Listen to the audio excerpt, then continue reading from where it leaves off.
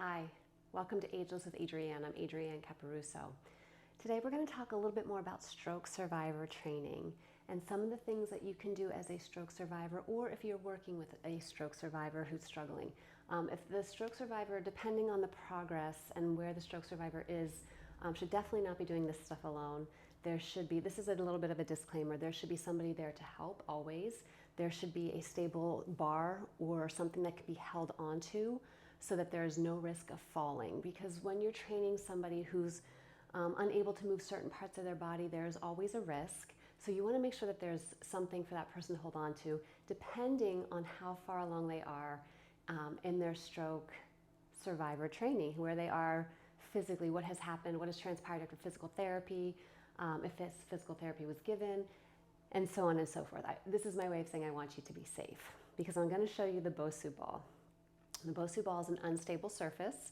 You can see the dome here, and this is filled with air, okay? So one of the things with stroke survivors, what we're trying to do is to stimulate things neurologically. And so when you implement something like this, it's going to make the body work differently, which is going to make the brain work differently. So one of the things you can try doing, depending on the state of the person who is the stroke survivor, is to try first kneeling on this dome. And you might need help, again, if there's a bar there that you can hold on to or somebody, you might need help getting down. But even kneeling on this, so as somebody who has not had a stroke, I can tell you right now, you can see my knees are wobbling, right?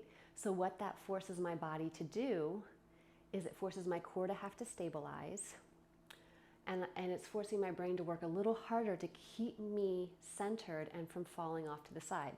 Now, if your stroke survivor has like a bit of an issue, maybe there's like a drooping on one side, the goal is to try to get those hips into alignment. So see if you can help your stroke survivor kind of bring those hips up into alignment and have that upright posture, because that is very key for recovery, okay? So after the kneeling, the next thing that you would do, and again, I'm going to say it over and over, you want to have something stable to hold on to. I have excellent balance, so I say that, but I'll probably lose balance after saying that. I have pretty good balance, let me say it like that. So I'm not too concerned because I've done this many times, but you can have a bar or something to hold on to, and then you're going to stand on this ball. And there's a circle in the center of the ball.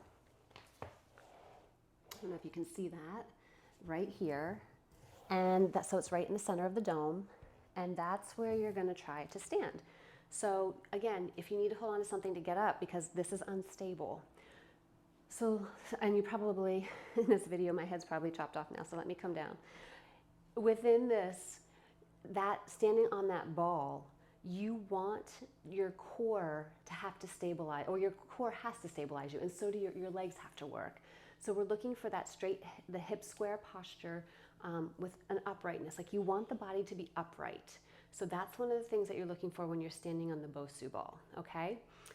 So that's the first thing that you're going to try to do. Can you kneel? How does that feel? Is the stroke survivor, if you're the stroke survivor, are you able to do that? Do you need to hold on? And if you do, that's fine, because you might need that to start, but you might not need that for always. So it's okay, because again, even in this, even if I was holding on to something, there's still like a little bit of wobbling going on, right? My weight's still shifting back and forth a little bit. And you can implement that weight shifting to make it harder, so that you have to balance more and stabilize more with your body, which is going to stimulate your brain. So in this position, let's move on to some other exercises, okay? Once you've mastered this, try having a ball. Try bouncing a ball. And see, because did you see how I just had to go forward? So that threw my balance off even more. And that's making my brain like, oh my gosh, I have to stabilize her. Let me stabilize her. That's what my brain is saying. So bouncing a ball in this position is a really great progression from the kneeling. And you can also do it standing too. Again, I know you're going to lose my head on this one. Maybe I can kind of squat a little bit. But again, we're looking for that hip alignment, and you're going to have to maybe lean over depending, but that's also going to throw the balance off, right? So if that's too progressed from this, let's say that as a stroke survivor, you're able to get to this point. Do something else with your hands. If you can't, because it throws your balance off too much to catch a ball, try doing some finger movements. Are you able to do that as a stroke survivor? Because when you're doing it on the Bosu ball with this uneven surface, and now you're stimulating different parts of your brain, which is what we want to have happen. If that's too difficult kneeling, just try the finger movements standing. And maybe if the finger movements aren't working initially, see if you can get a shoulder circle going.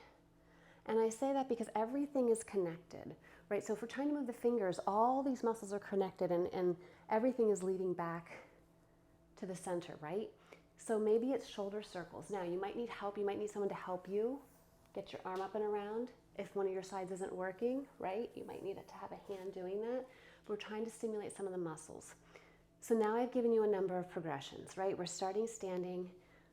If we can do things standing, maybe we go to kneeling.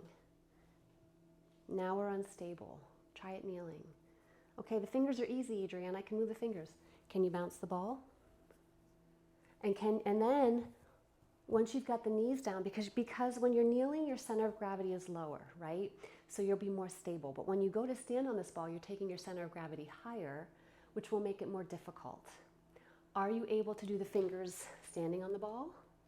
Are you able to bounce the ball? Are you able to do those things? These are the exercises that you can try to work on as a stroke survivor, as the loved one of a stroke survivor, not to be done alone, depending on the status of the stroke survivor, okay?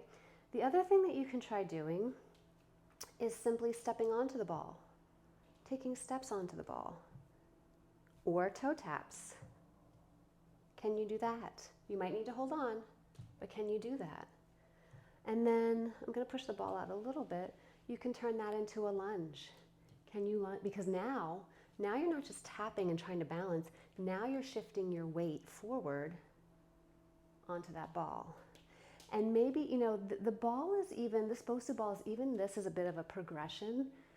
There are inflatable pads. There are foam pads. You might start there and progress to this if this is too advanced. But again, make sure you're safe always. Make sure there's somebody with you who can help you, support you. Make sure you have something stable to hold on to. But these are things that you can try to do to stimulate some things neurologically to get your body moving the way you want it to move and the way you knew it to move in the past, should you be the one who had the stroke. So I hope this was helpful. These are just some little exercises that you can try to get things moving in a positive direction.